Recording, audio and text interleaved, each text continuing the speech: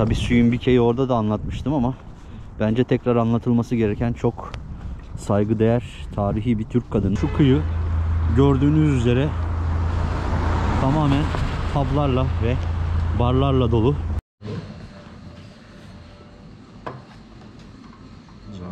Спасибо большое. Yani Kazan'ı masalsı bir şekilde süslüyorlar. Yani inanılmaz güzel. Kazan geceleri dedik madem, size Kazan'ın şöyle bir manzarasını da göstereyim. Nasıl burada yaşam? Yani pahalı mı sizce, yoksa? Normal, alışkanız. Alıştınız da. Normal he. Anladım. Peki yani çalışınca para var diyorsun. Her yerde olduğu gibi. Arkadaşlar, herkese mutlu akşamlar diliyorum. Tataristan'ın kalbinden, Kazan'dan, Kazan Kremlin'in önünden hepinize saygılarımı, sevgilerimi ve selamlarımı gönderiyorum. Kazan geceleri, Kazan akşamları nasıldır? Bunun videosunu çekmek istedim. Çünkü şehir mükemmel ve rengarenk oluyor. Ve onun içinde en iyi noktanın burası olduğu kanısına vardım. Şimdi size Kremlin'i bir de gece göstereceğim. Ve ardından şehrin geri kalan kısmında keşfetmeye devam edeceğiz.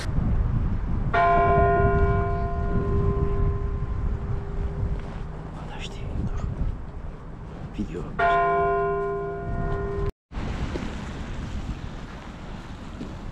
Kazan Kremlin'in girişi bu şekilde şu an arkadaşlar. Geceleri mükemmel bir süsleme var burada. Biraz da onları size göstermek için aslında çekmek istedim bu videoyu da. Şimdi içeriye giriyoruz. İçeri giriş ücretsiz ve bu kulenin ismi de Spasskaya Kulesi, yani koruyucu kulesi. Evet. Şimdi içeri gireyim. Biraz etrafı gezelim. Tabi burada şunu söylemek istiyorum. İlk önce Süyünbike Kulesi'ne gideceğim. Tabi burayla ilgili size bir şey anlatmak istiyorum. Buranın da bence en önemli yapısı Kul Şerif Camii ile birlikte Kazan Hanlığı'nın tarihi belgeleri, onlardan kalan, yani onları hatırlatan en son şey diyebiliriz tarihi olarak. Tabi cami yeni ama baksanıza şuraya, kar da yağdı bugün. Güzel oldu yani. Burası Kazan Kremlini arkadaşlar. Kazan hanlarının, Moskova Knezliği'nin eline geçmeden önce Kazan Hanlığı burada yaşamış oldukları bölge. Şehrin ana merkezi şu görmüş olduğunuz sarı binanın olduğu yerde Kazan Hanlığı zamanında bir saray varmış. Han Sarayı, ve onun yerine bu bina daha sonra yapılmış. Hatta kalıntılarının da olduğu söyleniyor bahçesinde sarayın, ama ben göremedim onları. Şimdi Kazan'ın bir manzarasını göstermek istiyorum size. Nehir manzarasını, Kazanka Nehri'nin. Ardından Süyünbike Kulesi'ne gideceğiz. Kazan geceleri dedik madem, size Kazan'ın şöyle bir manzarasını da göstereyim istedim. Şurası Tarım Bakanlığı, gezmiştik. İzleyenler bilir. Şehir böyle. Şurası Kazanka Nehri. Kazan karşı tarafında. Yani Kazan Anıtı. Buraya döndüğümüzde de Kazan Hanlığı alındıktan sonra Kazan Kremlini içerisine cami yapımı yasaklanıyor. Var olan Kul Şerif Camii, yani şuradaki, yıkılıyor ve diğer camiler de yıkılıyor. Ve 1554 yılında da bu Ortodoks kilisesini buraya dikiyorlar. Yani Kazan'ın en eski Ortodoks kilisesi burası. Gecede tabii böyle ışıklar falan yanınca da yani gerçekten masalsı bir süslemesi oluyor. Şimdi ise cami ve kilise yaklaşık 300 metre arayla aynı yerde Kazan Kremlinini süslemeye devam ediyorlar arkadaşlar.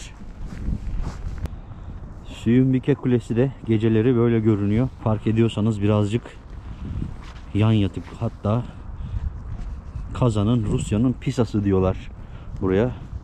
Kule yan yatık. Buranın hikayesini gündüz buraya geldiğim bölümde anlattım fazlasıyla.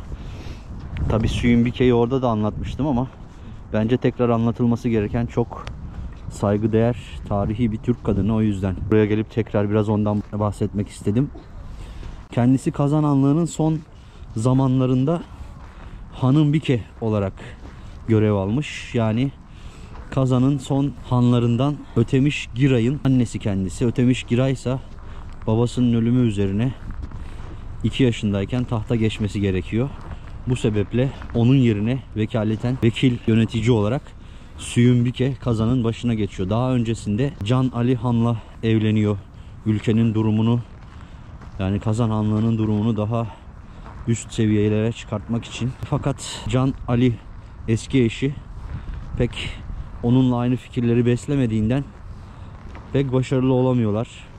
Bunun üzerine Kazan Hanlığı'nın kararıyla, yani yönetim kararıyla Can Ali tahttan bir şekilde indiriliyor, uzaklaştırıyor ve Kırım'dan gelen Safa Giray Kazan Hanı oluyor. Kırım Tatarlarından ve Süyünbike de onunla evleniyor. Ötemiş Giray da ikisinin çocuğu. Safa Giray zamanında tabi aslında Kazan Hanlığı eski güçlü günlerine dönüyor. Burayı gerçekten çok güzel yönetiyor. Fakat takdiri ilahi ömrü çok da uzun sürmüyor. Buradaki hanlık süresi 3 sene oluyor. Ve bu 3 senenin sonunda ölünce tabi yerine oğlu Ötemiş Giray 2 yaşında o geçiyor. İşte bu Süyünbike'de bugün bu kuleye ismini veren Süyünbike Hanım Han buranın yönetici vekili oluyor. Tabi halk çok seviyor kendisini. Çok sevdiği için kendisi önemli bir şahsiyet o dönemde ve Ivan Grozny de diyor ki artık olayı anlattığı için diyor, yani ya bu kişiyi ve oğlunu bize vereceksiniz. Kendilerini Moskova'ya istiyor. Halk istememesine rağmen bir şekilde yönetici sınıfı gönderilmeleri kararını veriyor ve Moskova'ya gidiyorlar.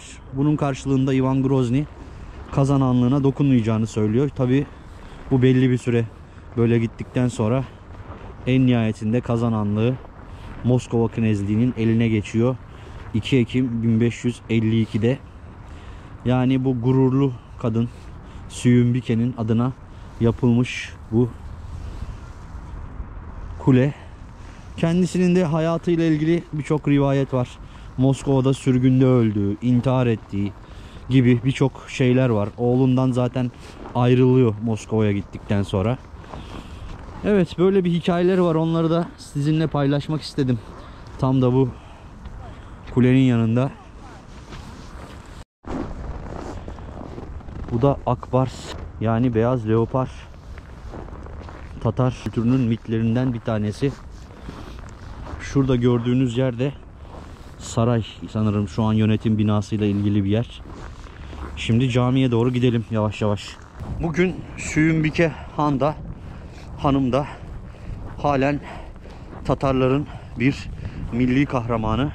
O yüzden ben de gelip ondan en azından kısacası hikayesinden bahsetmek istedim. O yüzden geldik buraya ve tabii ki süslemelere, ışıklandırmalara bakmanızı rica ediyorum. Gerçekten de şehir bir başka havaya bürünüyor geceleri. Bunu da görmeliyiz diye düşündüm. Bugün bu sarı binada arkadaşlar kafeler, restoranlar ve benzeri yerler de var. Buraya da girip buralardaki restoranlardan da yiyip içebiliyorsunuz. Kul Şerif Camisi'nin de ışıklandırmalarla birlikte en güzel göründüğü yer burası. Arkadaşlar bu nokta. Burada Kazan Hanlığı zamanında yine eski bir cami varmış. Bu caminin yerinde ve hanlık ele geçirilince o cami yıkılıyor. Onun yerine de 2005 yılında bu camiyi yapıyorlar. Böyle de güzel bir görüntüsü var. Şehre de yine acayip bir şey katıyor yani. Şehrin silüetine mükemmellik katıyor. Camiden ayrıldım. Kremlin'den de çıkıyorum. Caminin içinde bu arada bir Türk firması, iç mimarisini bir Türk firması gerçekleştirmiş. Evet, şimdi kendimizi daha fazla sokaklara atalım bakalım. Geceler, akşamlar nasıl Kazan'da?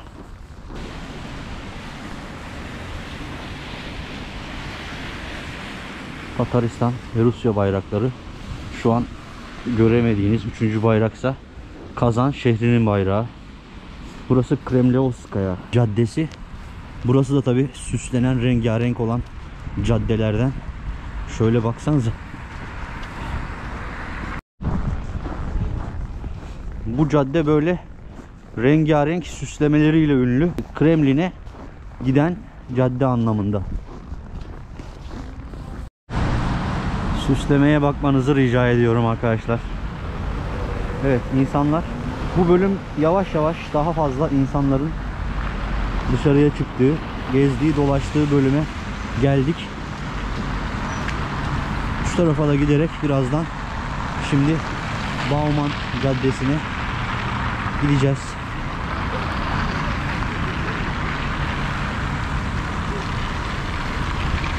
Gerçekten yani Kazan'ı yüksek ihtimalle bunu yılbaşı süresince yapmışlardır.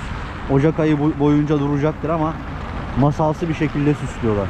Yani inanılmaz güzel, şehrin neredeyse bütün büyük caddeleri, güzel yerleri bu şekilde süslenmiş.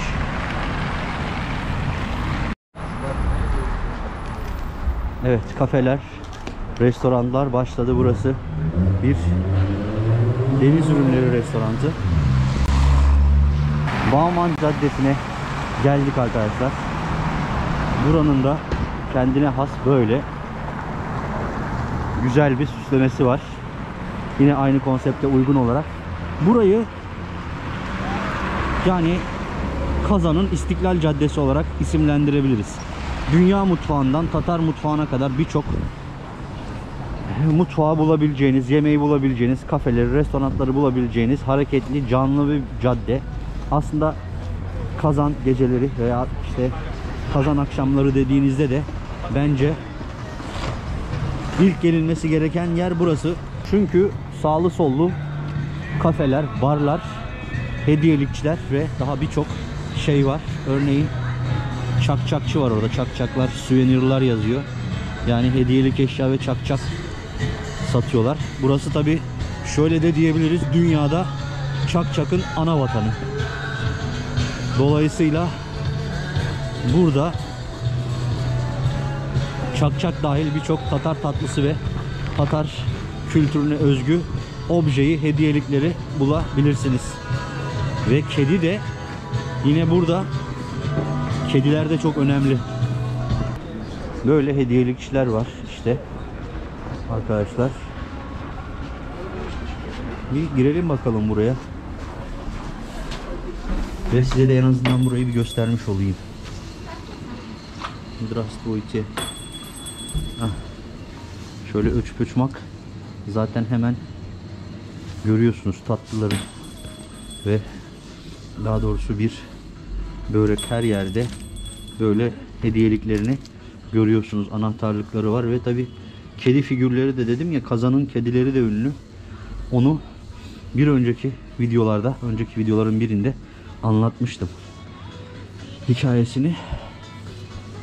Burada da yine Tataristan'a özgü hediyelikler, eşyalar, her şeyi bulabiliyorsunuz. Hatta baklava bile var. Ya da Tatarskaya ile Turetskaya.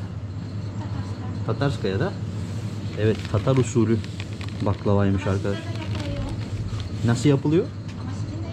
Bizde de yapılıyor. Evet, bizde yani bizim o. O yüzden sordum. Evet, gerçekten enfes şeyler var gibi. Burada bir çay için bir şeyler atıştırayım bakalım. Şimdi ne? Я буду показывать просто вот выпечка. Эчпачмак, элеш, губац, это как называется? Губыдия. Şafran, pirimyenya, katlama, Кыстыбый. Да? Вот это как называется? Я очень... Это беляш. Беляш. Беляш вот это, да? Да. Есть Беляш. причем вот только что из духовки я буду Мо... Он Да? прям горячий. Oo, давайте. Что выключил? Fırından şimdi çıkmış. Kardeşimiz yapmış. Как вас зовут? Хусейн. Hüseyin.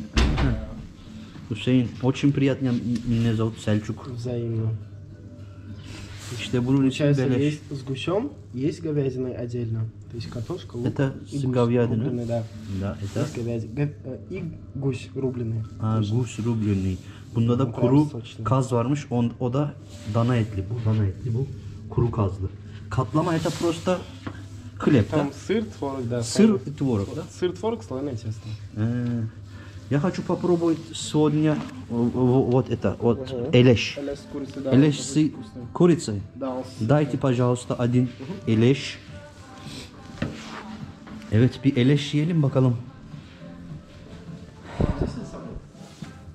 Давай здесь. Burada tatlı şeyler de var. Yani öşpaçmakın tatlı olanı. Ondan da çay bir один кусочек вот iç masam. İç masam da. Спасибо, спасибо Hüseyin. Пожалуйста. Göstereyim size arkadaşlar. Yani kendine has özel bir yer.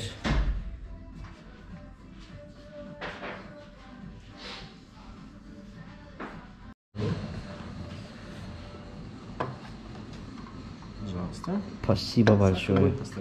Hı, Спасибо большое. Эляш с курицей. Üç masam. Geniş. Спасибо большое. Geldi. Şöyle göstereyim. Eleş bunun ismi, tavuklu. Bu da tatlı. Evet. Ben bunları bir tadayım. Tabii şöyle size içini de göstermek istiyorum yine her zamanki gibi. Evet. İçi patatesli, tavuklu. Çok güzel bir hamur işi. Burada özgü tatlardan bir tanesi bu. Bu arada sürekli şapka taktığım için saçım başım nasıl çok şu an bilemiyorum. Kusura bakmayın. Çok dağınıksa ama bu çok güzel bir şey.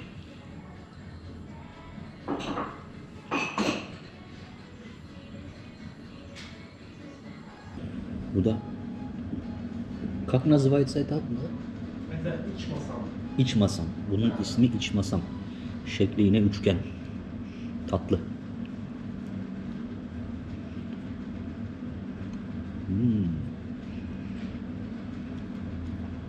İçinde marmelat var. Orijinal. Efsane bir şey.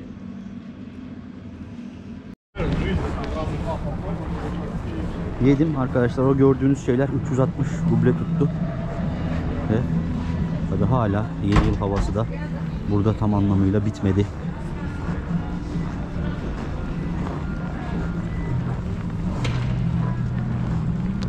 Ve cadde böyle. Tabi akşam olunca özellikle bu saatlerde yani 8 ile 12 arasında cadde kalabalıklaşıyor. İnsanlar çıkıyorlar, geziyorlar hala. Hava soğuk olmasına rağmen ama tabi yazın zaten buralar turistlerle falan da fazlasıyla doluyor. Şu an hava sıcaklığı eksi 11'e sabitledi. O şekilde gidiyoruz. Gece eksi 15-17, gündüz eksi 10-11. Bu şekilde devam ediyoruz. Tabi burayla ilgili arkadaşlar bir gece hayatı videosu da çekmek istiyorum ama yazın daha güzel çekiliyor onlar. Şu an hani gece kulüpleri nasıl, ambiyansları nasıl onu pek bilmiyorum. Ama yine de çekmek istiyorum. Araştıracağım, eğer varsa çekeceğim. Ama şu an için eğlence kültürü biraz şöyle publara, clublara dönmüş durumda burada. Onları da göstereyim istedim size.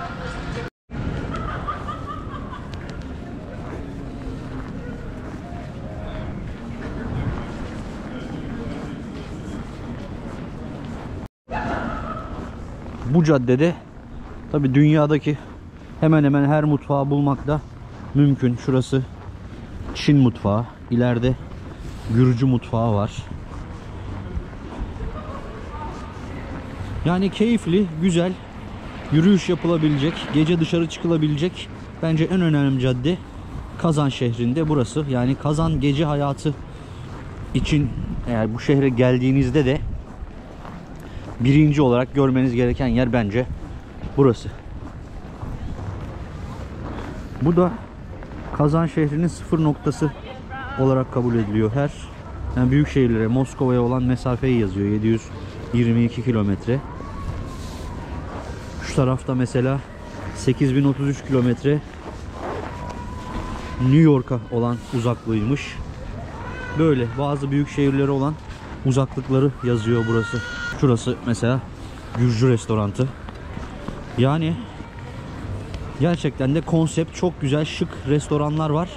Şunu da söyleyeyim, burada yani bu tarz bir restoranta gelirseniz mesela kişi başı bence ödeyeceğiniz tutar $20 civarı olur bir akşam yemeği için.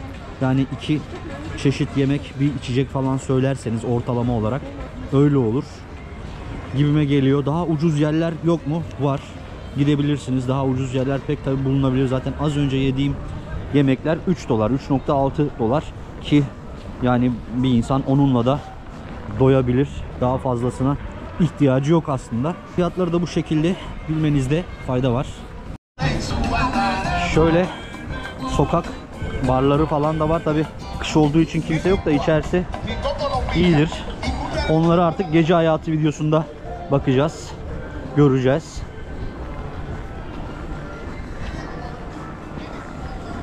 Yani rengarenk yapmışlar Kazan'ı. Bize de sizlere göstermek düştü, nasip oldu. Dom Çakçaka. Yine çakçak. Hediyelikçi. Ya bakın şöyle kediler bunlar. Meşhur ya. Mia is Kazani. Kazan kedisi. Bunun da hikayesi şöyle. Onu tekrar ufak hatırlatayım size. Şariçe Katarina buraya geliyor. Şehrin faresiz olduğunu görüyor. Fare olmadığını görüyor şehirde. Ve tabi konuyu sorunca çok kedi olduğunu, Kazan kedisi olduğunu söylüyorlar. O da onlardan belli bir sayıda alıp St. Petersburg'a götürüyor, o zamanki başkente. Ve ondan sonra hiçbir şekilde yani St. Petersburg'da en azından saraydaki kediler de ortadan kalkıyor. Bu sebeple bu kedi ünleniyor. Bugün de şehrin halen sembolü olmuş durumda. Cadde çok güzel arkadaşlar. Yani cıvıl cıvıl, eğlenceli. Şöyle nereyi çekeceğimi şaşırdım. Öyle güzel konsept, güzel yerler, mekanlar var.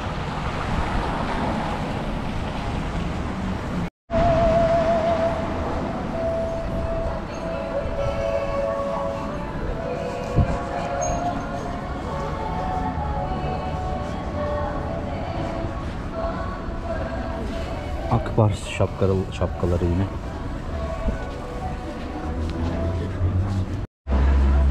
Bu cadde üstünde 7/24 açık olan yerler de var. Bunlardan bazıları. Yani baktınız, karnınız acıktı, gecenin bir saati buraya koşturabilirsiniz.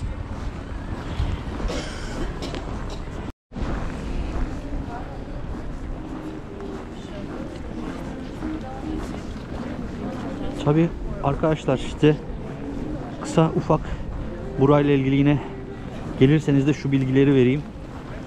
1 Türk lirası 3 ruble, 1 dolar ortalama 100 ruble, 1 euro da 105 ruble. Ve paranızı resmi olarak bankada bozdurabilirsiniz. Kazan şehri de böyle, bu şekilde. Bankada bozdurmanız gerekiyor. Euro ve dolar bozdurabilirsiniz. Türk lirası bozduramazsınız. Onu da söyleyeyim.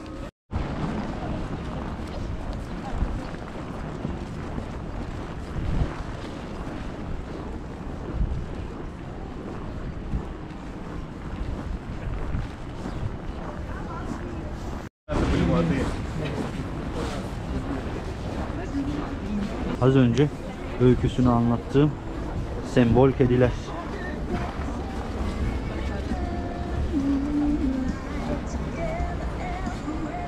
Bunlardan da tabi hediyelik satın alınabiliyor.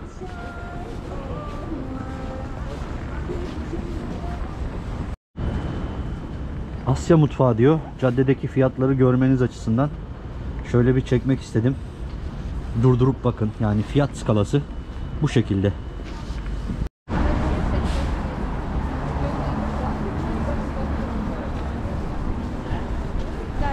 Caddenin sonuna ulaştım arkadaşlar yürüyerek. Burası da yaklaşık 2 kilometrelik bir yürüyüş yolu diyebiliriz. Gördünüz zaten caddeyi. Kazan akşamları da biraz böyle oluyor arkadaşlar, bu şekilde.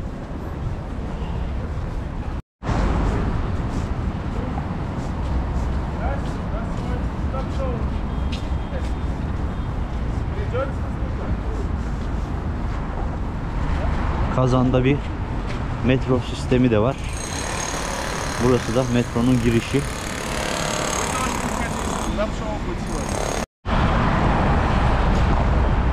Oteller de, yani büyük oteller böyle genellikle bu bölgede arkadaşlar.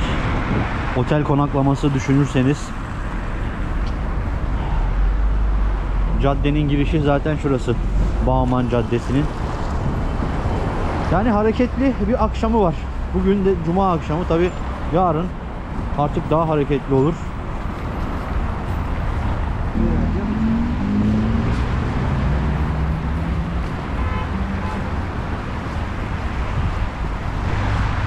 Son olarak da sevgili arkadaşlar, sizleri Bulak kanalına getirdim.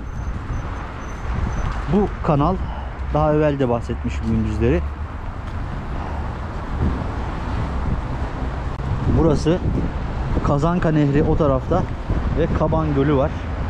Onu birbirine bağlıyor diye okudum. Doğru yalan artık bilmiyorum.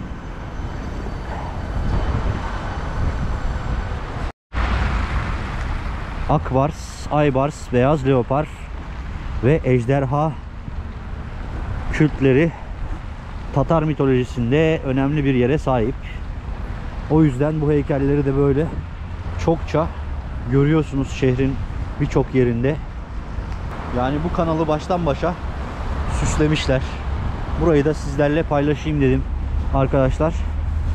Ve son olarak artık son sözlerimi şöyle noktalayayım. Onu da şöyle anlatayım size. Arkadaşlar buraya gelirseniz eğer Türkçe konuşarak burayı çok rahat gezebilirsiniz. Hemen hemen karşılaştığınız, gördüğünüz herkes Türkçe'ye en azından aşina. Tatarlar tabi. Tabi Rusça biliyorsanız ne ala. Her zaman söylüyorum, Rusça öğrenin. Ama burayı Türkçe'de gezebilme şansınız var.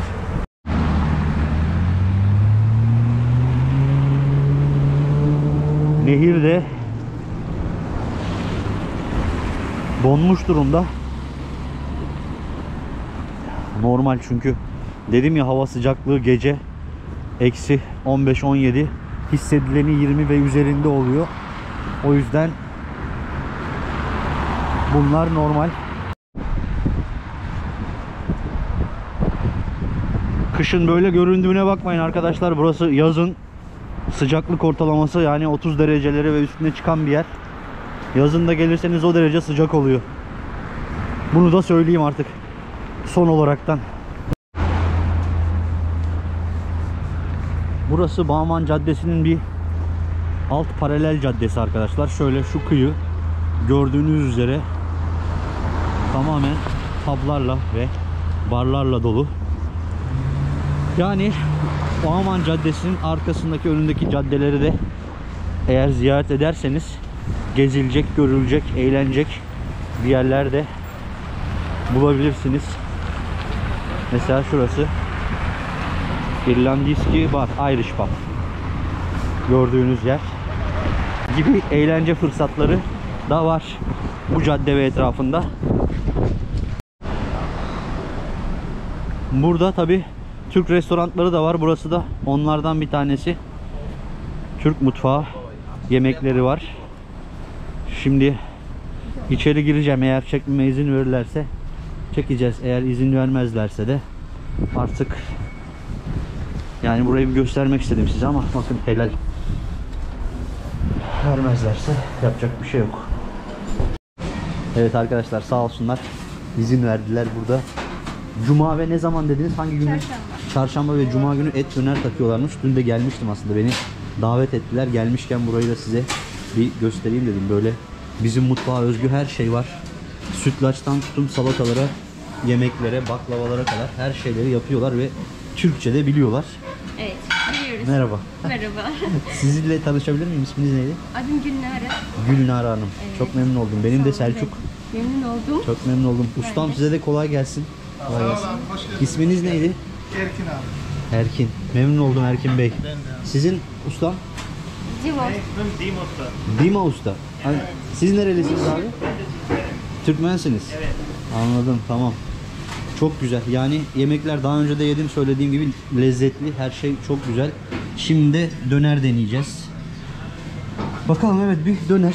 Et döner. Bir döner. Pilav üstü değil mi? Evet, pilav üstü. Evet. Et döner alayım ben. İçecek ne istiyorsunuz? İçecek de Ayran var, çay var. ayran alayım. Ayran. Tamam. Evet. Yeterli. Ayran. Maşallah pizza falan da her şey var. Ustam da şimdi orada ekmek yapacak. Tırnak ekmek. Tırnak ekmek. Tırnak pide mi yapacaksın? Evet. He, tırnak bile. Peki size şeyi de sorayım. Burada ne zamandır yaşıyorsunuz? Burada mı doğdunuz ya da nasıl? 10 senedir abi. 10 senedir. Nasıl burada yaşam? Yani pahalı mı sizce yoksa Normal, alışkanız. O kadar Alıştınız da ha. değil, normal he. anladım. Peki Yani çalışınca para var diyorsun. Her yerde olduğu gibi. Doğru söylüyorsunuz. Bu ayran buraya. Tamamdır. Teşekkür ediyorum size. Çok sağ olun o zaman. Teşekkürler.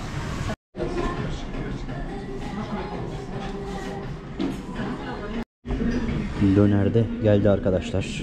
Şöyle bir et döner, pilav üstü.